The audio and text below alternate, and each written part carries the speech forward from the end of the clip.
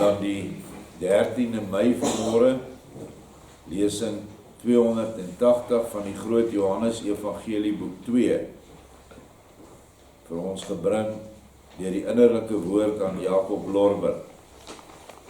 Die opskrif van hoofstuk 170 vanmôre, die wonderbron. Nou, die woord bron word nie meer so baie in Afrikaans gebruik nie, jy kan ook sê die wonderfontein, want dit is wat 'n bron is 'n fontein van water wat uit die grond uitkom. Yeshua sê, onthou hulle is nou bo op daai berg. Yeshua sê, het julle daar goed opgelet, dat niemand sien dat ons na hierdie berg opgaan en hier gaan sit nie. Die leerlinge sê, meester, ons het gedurende die hele ruim 2 uur lange tog geen mens gesien nie, maar daarom wil ons nie beweer dat niemand ons sou gesien het nie. Yeshua sê, maar die vrou het ons gesien en ontdek dat ons hier uitrus, en dit is voldoende vir duisende om môre na hierdie heuwel te kom. Die leerlinge sê, meester, ons is nog nie so moeg nie. Laat ons daarom na middernag hierdie berg verlaat en ergens anders heen gaan, waar die steeds so hinderlike volk ons nie kan vind nie. Dan kan ons op die manier 'n paar dae uitrus. Yeshua sê, laat ons tog maar hier bly, want dit is die wil van die Vader, dat ek hier allerlei gebrekkige mense genees van hulle liggaamlike kwale. Daarom sal ek 3 volle dae op hierdie berg bly. Môreoggend kan julle daarop uitgaan en vir ons vir die 3 voorbehoude dae voldoende brood haal. Judas Iskariot sê, dan sal ons ver moet loop, want dit lyk verlate en binne 3 tot 4 uur gaan ons nêrens 'n plek met 'n bakkery vind nie. Petrus sê, daar sal ek wel voor sorg, want aan die oewer van hierdie see is geen plek vir my onbekend nie, en ek weet waar jy kan brood kry, hoogstens 2 uur om soontoe te gaan en net so lank terug. Yeshua sê, goed Simon Judas, sorg jy daarvoor, wys maar self aan wie met jou moet saamgaan. Petrus sê, meester, ons is met 1 man na op 20, as daar 10 met my saamgaan, dan bring ons meer as voldoende brood, en ook gebraaide visse vir 3 dae. Yeshua sê, dit is goed so, maar laat ons nou gaan rus. Daarop soek elkeen vir hom 'n plekkie wat vir hom die maklikste lyk om te rus, en so word dit weldra stil op die berg. Al die leerlinge slymer gou in, slegs ek, Yeshua, bly wakker en slaap 'n bietjie voor die oggend. Toe ek met sonsopgang ontwaak, was Petrus al terug met 'n hoeveelheid brood. Hy het 3 uur voor sonop al die berg afgegaan en het benede aan die oewer van die see 'n skip gevind, wat met brood gelaai is, wat uit Magdala afkomstig was, en na Jesaira koers sou vat. Petrus het byna 1/4 van die lading van die skip gekoop, en Matteus die jong tollenaar het alles betaal. Tevens het die skip ook goeie vars gebakte visse vervoer, waarvan die brawe Petrus 'n hele kus vol gekoop het, wat Matteus ook betaal het. Die bergtop was nou met dit alles voorsien, maar daar was een ding kort, en dit was 'n goeie bron, of 'n goeie fontein. Op die hele berg wat taamlik uitgestrek was geen druppel water te vind nie, en die geringe wynvoorraad was nouliks voldoende vir 'n halwe dag. Toe kom Petrus en my Johannes na my toe en sê beide, meester, u is meer as Moses, as u aan hierdie mooie wit rotsblok sou sê, dat dit water moes gee, dan sou die suiwerste water beslis dadelik daaruit opwel. Onthou julle dat Moses het die rots geslaan, en toe kom water daaruit.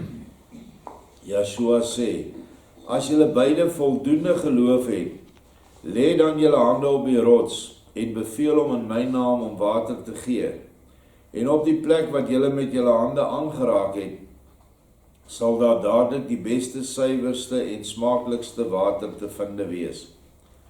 Toe beide dit hoor, soek hulle dadelik 'n geskikte plek op die rots, lê hulle hande daarop, maar die rots gee geen water nie. Toe hulle ongeveer 'n uur lank hulle hande op die rots gehou het, begin dit te beweeg en verskuif weldra meer as 10 tree van sy plek af. Die rotsblok het verskeie duisende jare gelede as meteoriet uit die hoogte daar neergeval en het daardeur die enigste waterbron van daardie berg sodanig versper dat daar geen druppel meer kon uitkom nie. Omdat nou deur die verskuiwing die rots van die ou plek weggeneem is, kom daar dadelik 'n goeie en baie oorvloedige bron vorendag in die vorm van ongeveer 5 voet diepe kom, wat soos beskryf etlike duisende jare gelede ontstaan het deur die impak van die rots. Op hierdie manier was hierdie berg nou ook vir altyd voorsien. En dit is nog tot op hierdie uur. Nou dit is wat hy vir Jacob Lorber gedikteer het 180 jaar gelede en is sekerlik nog vandag in ons tyd daar. Voorsien van baie goeie water, maar nog Petrus, nog Johannes het verstaan hoe die rots deur net maar die oplê van hulle hande homself op die een of ander manier kon verplaas het. Later lê al die ander leerlinge ook hulle hande op die rots om te sien of hy nog verder sou skuif, maar hulle kon met die rots niks aanvang nie. Toe Petrus en Johannes hulle hande egter weer op die rots lê, skuif dit dadelik weer verder. Daarop vra die ander leerlinge my: "Meester, waarom gebeur dit nie by ons nie?" Joshua antwoord: "Omdat julle geloof so hier en daar nog iets wat hakkerig is en die ware krag mis. Maar ek sê vir julle, as julle regtig sou glo en nie sou twyfel aan wat julle wil kan laat gebeur nie, waarlik dan sou julle hande op 'n hele berg kon lê en hom beveel, en hy sou net soos hierdie los swaar rots sy plek verlaat en hom ergens anders heen beweeg. Maar daarvoor is julle geloof nog veels te swak. Ja, ek sê vir julle, nog meer. Sou julle egter 'n onwankelbare geloof gehad het, dan sou julle vir die hoë berg, wat ons by Genesaret beklim het, van hier af kon sê: verhef jou en val in die see. En die berg sou hom verhef en in die see geval het, soos wat julle gesê en gewil het. Maar wat julle nou nog nie kan nie, dit sal julle eendag tog kan. Laat ons nou egter ons oggendbrood eet, want dan sal dit regtig nie meer so lank duur nie, of ons sal byna plat gedruk word deur die mense massa. Lê die voorraad brood en visse neer op die rots, wat julle hier weggeskuif het. Ons eet toe ons oggendbrood, en nadat ons nog bietjie visse daarby geëet het, lê die leerlinge die nog behoorlike groot voorraad op die groot wit rots, waarna ons na die mooi omgewing kyk wat hom voor ons wyd na alle kante toe uitstrek. 'n Mens kon vanaf hierdie berg in helder weertoestande die oewer van die groot Middellandse See baie goed hier en daar sien. Die torings van Sidon en Tyrus en nog 'n hele boel ander plekke.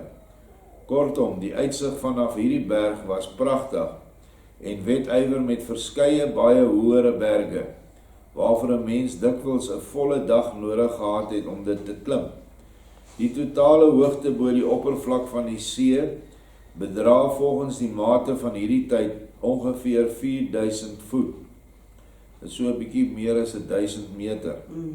Die plateau was so groot en ruim dat 'n mens 'n behoorlike groot stad daar kon laat bou het. Net die toegange was aan alle kante taamlik steil en 'n mens moes op verskeie plekke baie moeite doen om omhoog te kom. Op 'n aantal plekke was hierdie berg selfs onbeklimbaar, maar aan die kant waar ons hom beklim het, was hy taamlik goed beklimbaar. En uit daardie rigting hoor ons dan ook, nadat ons ongeveer 'n uur die mooi uitsig ingeneem het, baie mense stemme, met daartussendeur baie krete van pyn, van jonk en oud en van manne en vroue. Nou voor ons oorgaan na hoofstuk 171, die wonder van die genesing op die berg, is daar 'n paar dinge wat ook hier 'n profetiese en 'n geestelike waarde het.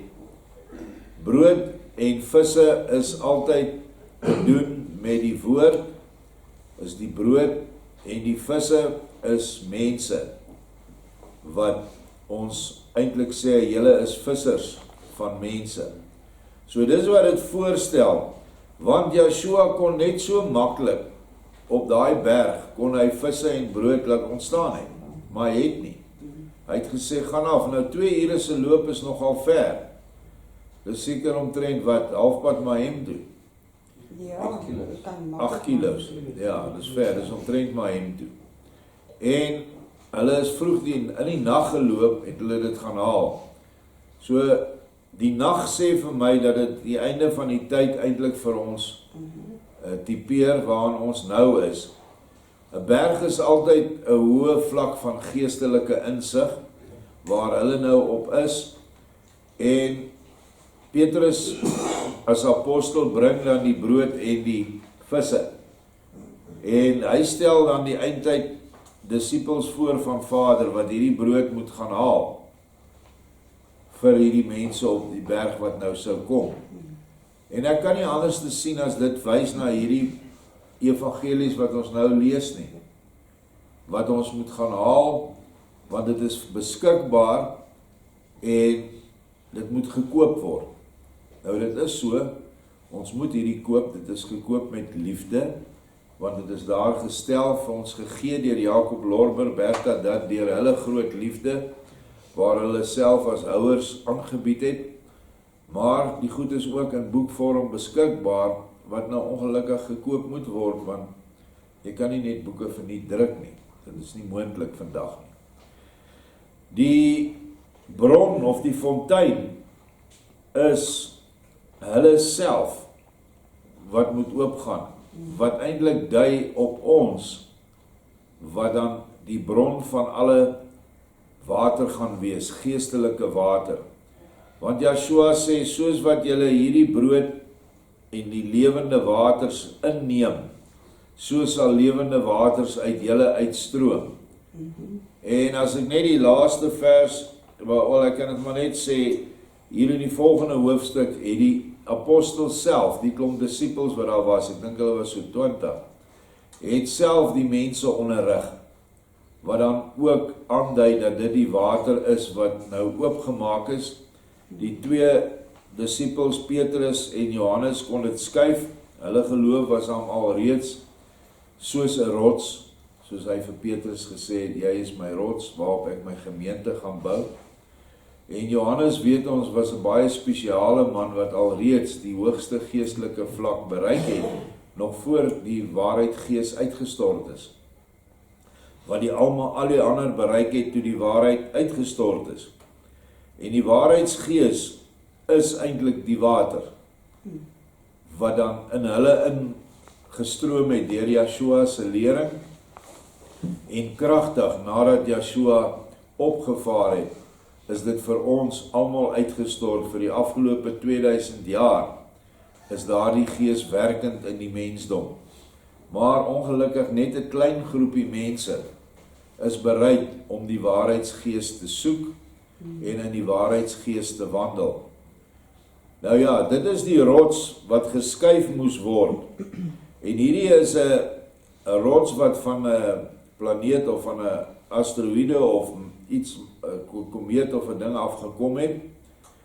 En wat dan ook vir my voorstel dat dit die vals godsdiens is wat oor die wêreld heen gegaan het en wat die waarheidsbron toegemaak het, sodat niemand van daai water kon kry nie. En dit is niks anderste as weer eens die Rooms-Katolieke Hoerkerk nie, en al haar dogters. Hulle het die waters gekeer dat die waters oor die mense kon spoel. Die ware evangelies, daar is etlike van daai evangelies wat verborge gehou word in die Vatikaan en wat ons nie mag lees nie, want as dit rigbaar moet word onder die mensdom of onder die kerklidmate, sal hulle dan sien dat hierdie kerk glad nie nodig is vir redding nie. Inteendeel, heeltemal teen alles wat Yeshua gesê het staan. En daarom hou hulle dit verborge. En nou, in ons tyd, het Petrus en Johannes dit weggeskuif. Nou, ek het al 'n paar keer die stelling gemaak dat ek dink, ek is nie seker nie, dat Jacob Lorber is Johannes die skrywer wat weer aarde toegekom het. Want Johannes was waarlik 'n ligsiel gewees toe hy op aarde was. Hy was besonder ver bo die ander. Dis hoekom hy die voorreg gekry het om daai boek Johannes te skryf en die voorreg om Openbaring te skryf. En so 'n ligsiel kan meermale na die aarde toe kom, en ons het die voorbeeld in Elia wat weer gekom het as Johannes die Doper, en dit was die gees van Michael. Ek glo Johannes was in die gees van Raphael, omdat dit wysheid voorstel. En dat Jacob Lorber was 'n manifestasie van Johannes, wat weer eens al hierdie inligting gedikteer gekry het vanaf Yeshua, vanaf die gees van waarheid, en sodoende het die rotsblok, wat die sataniese boe oor die bron gedruk het, Yeshua se leer, Yeshua se gees, het vir ons oopgegaan. En natuurlik is die Petrus rots, stel dan die oorwinning voor, oor al die aardse dinge, dat wat ons moet bereik. En dit is hoekom hy ook sy hande op die rots gelê het. En dit is die ware gemeente wat Yeshua gebou het, wat hy vir Petrus gesê het, op hierdie rots bou ek my gemeente. En sy gemeente is nie 'n kerk nie, is nie geboue nie, is nie die Rooms-Katolieke kerk, alhoewel hulle beweer dat Petrus hulle grondlegger is. Dis nie waar nie. Petrus het 'n gemeente van mense gebou. Hulle het oral gemeentetjies gestig, wat Yeshua lief gehad het, wat mekaar gehelp het, en mekaar versorg het, en mekaar geleer het. Daar was nie voorgangers of predikante gewees nie. So dit is maar die profetiese waarde vir hierdie hoofstuk 170 vir my, dat ons binne in daai tyd lewe, waar ons nou die water het vanaf die gees, en dat ons brood daardeur kry, maar ook die visse is die mense wat kom. En so kom daar dan nou 'n klomp mense na hierdie berg toe, en ons lees verder. Maar eers is nou hierdie Judas Iskariot, is nou 'n regte remskoen. Toe Judas Iskariot dit hoor, hef hy sy hande ten hemele en sê, nee, nou word dit vir my ten laaste nog te veel. Daar kom nou weer nie honderde nie, maar duisende mense. En dit is natuurlik meer siekes as gesondes. Vaarwel, stille rus van hierdie berg. Dit sal wel weer 'n gewoel en 'n gedrang word, en van rus sal geen sprake meer kan wees nie. Nou Yeshua vat hom aan, hy sê, waaroor maak jy jou nou bedruk oor? Na jou toe sal beslis geen mens kom nie, en die siekes sal jy nie hoef beter te maak nie. As jy vind dat dit by my te onrustig en te deemekaar gaan, gaan dan na jou woonplek terug, en gaan smous weer met jou potte op die markte. Solank jy by my wil bly, moet jy jou rig volgens my voorskrifte, want op my weë en paaie is ek alleen meester. Maar as ek ooit na jou toe sal kom, en met jou sal saamgaan, op jou weë en paaie, dan sal ek my hou by jou voorskrifte, en jou aanvaar as meester van dit wat jy doen. Ek meen dat hier die omgekeerde egter wel die geval is. Judas Iskariot mompel binnensmonds, nou ja, ek hoef my mond maar te open, en dan is dit al mis. Ek sal in die vervolg liewer so stom bly soos 'n klip. Toe sê die wyse Nathanael, dit sal nou regtig verstandig van jou wees, iets wat ek altyd nog by jou gemis het. Ja, om te praat op die regte oomblik is 'n goeie ding, vir iemand wat iets te sê het, en wat kan praat, maar vir 'n dom mens is volmaakte swye nog baie beter. Terwyl Nathanael so nog 'n paar wyse spreuke van Salomo by Judas Iskariot in herinnering bring, kom van verskillende kante af van die bergplateau 'n groot groepe mense uit alle streke tevoorskyn en bring lammes, blindes, stommes, alle soorte krepeles en nog talle met ander met allerlei siektes behep en met hulle saam en lê al die lydendes, in totaal ongeveer 500, in 'n groot kring om my heen, en ook aan my voete, en smeek my om hulle te genees.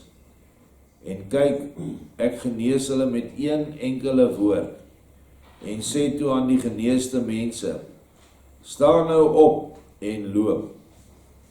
Eerste merk die blindes dit, omdat hulle nou so goed en suiwer kan sien, asof hulle pasgebore is. Daarna merk die stommes dit op, en op elke vraag 'n antwoord. Toe probeer die lammes en krepeles of hulle verlamde, en vir hulle deel totaal verdroogde ledemate in orde was. En onder hulle was daar ook nie een wat kon sê, ek is tog nie heeltemal geholpe nie. So word ook alle ander siekes volledig gesond. Toe die volk sien dat die stommes praat, die blindes sien, die lammes vrolik loop, en alle soorte krepeles en ander siekes heeltemal gesond was, verwonder hulle buitengewoon, en begin die Elohim van Israel luid te bejubel. En hulle bly toe tot aan die 3de dag by my, Yeshua op die berg, hoewel hulle reeds op die 2de dag hulle saamgeneemde mondvoorraad tot op die laaste broodkrummel opgeëet het. Tereg kan mens homself daarby afvra, wat hierdie volksmassa gedurende die 2 ander dae op die berg gedoen het. In kort is die antwoord hierop, dat al die duisende mense van beiderlei hulle deur my en die leerlinge laat onderrig het in my leer. So hier is die leerlinge wat onderrig gee. Dit was egter merkwaardig, dat onder die duisende daar nie een was wat kant gekies het vir die fariseërs en skrifgeleerdes nie. Daarenteen weet hulle nog 'n aantal sterk staaltjies te vertel, wat hulle by verskillende geleenthede met die tempeldienaars beleef het. Maar ook het hulle maar altyd dikwels die bitterste ervaring met hulle gehad, waarby hulle self diep bekla het, omdat hulle ooit met hierdie blinde ywerraars in aanraking gekom het. So ook weer vir my nog steeds 'n eindtyd heenwysing. Hierdie is kerkmense wat na die berg toe kom, waar Yeshua se leerlinge hoofsaaklik nou die evangelie vir hulle bring, maar Yeshua doen 'n wonderbaarlike genesing. Nou, mense met verskillende siektes het ook 'n ooreenstemmende geestelike siekte en dan die voortspruitende genesing tot gevolg. Iemand wat lam is in die gees, beteken hy kan nie sy voete gebruik om die evangelie te verkondig nie, want hy's lam. Nou wat is die voete? Die voete stel die bereidheid om die evangelie te verkondig voor. Hulle kan dit nie doen nie, want die fariseërs, die predikante van daai tyd, het hulle so besoedel met vals leerstellings en vals leringe, dat hulle nie kan loop nie. So in die gees het dit wat gebeur het, nadat die apostels saam met Yeshua vir hulle begin lering gee. 'n Blinde mens is tog logies, dis iemand wat nie geestelik insig het nie. Hy kan nie sien nie, hy kan nie die waarheid sien nie. Hierdie woorde wat ons nou lees, sal vir hulle absoluut nul waarde hê nie, want hulle is te blind om dit raak te sien. Nou die blindes kon sien. Die stommes is natuurlik baie logies af te lei, om met jou mond die evangelie te verkondig. As jy die waarheid het, as die fontein vir jou oopgemaak is, dan kan jy dit doen. Maar terwyl jy nog nie daardie fonteinwater in jou het nie, bly jy stom. Kan nie praat nie, want jy praat nonsens.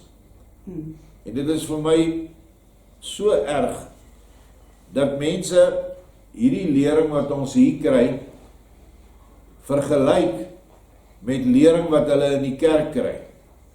En dan sê hulle, ek stem nie met alles saam wat daai Dirk sê nie. Ek sê net wat Yeshua sê. En as jy nie daarmee saamstem nie, dan stem jy nie met my nie saam nie. Jy stem nie met Yeshua saam nie. En dit kan hulle nie sien nie. Want daar is 'n trek by sekere mense na 'n kerk toe, wat hulle tog nou net weer die moderne fariseërs moet gaan beluister. En wat kan hulle vir hulle gee? Hulle lees 'n versie uit die Bybel, dan borduur hulle daarop, en hulle maak hulle eie gevolgtrekkings op daai versie. Terwyl ons hier lees ons soos vandag 2 bladsye van Yeshua se woorde. Ek verklaar dit net 'n bietjie meer vir die mense wat nuut is, wat nie al die agtergrond het wat ons byvoorbeeld het nie. Maar dit bly sy woorde. Dan alle krepel is dieselfde. 'n Krepelmens kan ook nie loop nie. Hy is nie in staat om die evangelie te verkondig nie. En Yeshua het hulle almal genees. En in die gees is hulle genees deur die waters en die brood wat die apostels en Yeshua vir hulle gebring het. En dit is wat ook aan die eindtyd gaan gebeur. Uit al die profeseë wat Yeshua vir Johannes of vir Jacob Lorber gegee het en vir Bertha Dad, lei jy af dat sy gees op 'n stadium op hierdie aarde slegs deur sy bruid gaan werk. Vir 'n tydperk. Ek glo dit is die verdrukkingstydperk. En dan sal die mense na die bruid toe kom, wat dan ook op 'n berg sal wees, waar hulle dan in die geestelike genoeg krag sal hê om die bron oop te maak. En dan sal Yeshua deur sy troostergees vir hulle ook die vermoë gee om genesing te doen van al hierdie siekes, in die vlees sowel as in die gees. So hierdie hoofstuk 1:7:1 gaan gebeur. En jy het 'n keuse, of jy kan daar wees nou in die eindtyd, want ons weet dit gaan in Suid-Afrika gebeur. En ons weet dat dit by hulle gaan gebeur wat hierdie woorde het. Want is hierdie woorde wat vir jou die krag gee. Want jy moet tog krag in die gees iewers vandaan kry. En die woord is Yeshua. Die woord was by God en die woord was God. En die woord het vlees geword en onder ons gewoon. En die woord het sy gees uitgestort. En die gees het weer die woord opgevang aan die einde van die tyd. En weer eens vir Yeshua as woord vir ons gegee. En hier voor my, dit is deel van sy koms. Dit is sy koms. Hy kom in die woord. Hoe anders moet hy kom as in die woord? Want hy is die woord. Of wil ons soos die kerkmense, hy moet nou kom op die wolke, almal gaan hom sien, en dan daal hy neer hier in jou kerk, en dan praat hy met jou. Dis nie hoe hy gaan kom nie. Want sy sigbare teenwoordigheid gaan 'n oordeel wees vir die mense wat hom nie aanvaar nie. En in elk geval, vir die wat hom kan sien, sal hom kan sien in die gees. Hy beloof dit, maar die ander sal langs jou staan en hulle sal hom nie kan sien. So, dit is hoe hy kom. Moenie dink, hy kom op 'n ander manier nie. Moenie al die stories glo wat kerke wat geestelik blind is vir jou vertel nie. Hulle het nie die insig nie, want hulle het nie die nuwe openbaring nie. Jammer, dis nou maar net soos dit is. Hulle het wel al die ou kerkvaders se geskrifte en vertolkings en katekismes en Dortse leerreëls en Heidelbergse katekismes en al die goed wat hulle hoog ag. Maar daai goed bring jou nêrens in die gees nie. Wie van julle wat gekatekiseer is kan nog onthou wat staan in die Nederbergse Nederduitse wat is dit? Ja, is die Heidelbergse en die Dortse leerreëls. Ek het dit vergeet so gou as wat hulle my aangeneem het. Want dit het nie sin gemaak. Dit is die goed wat hulle bykomend het tot die woord. En dit is die suurdeeg van die fariseërs. Ons het hier te doen met die vermeerdering van brood. Ongesuurde suiwer brood van Yeshua af. En dit is so 'n wonderlike voorreg om te hê. Baie dankie. Amen.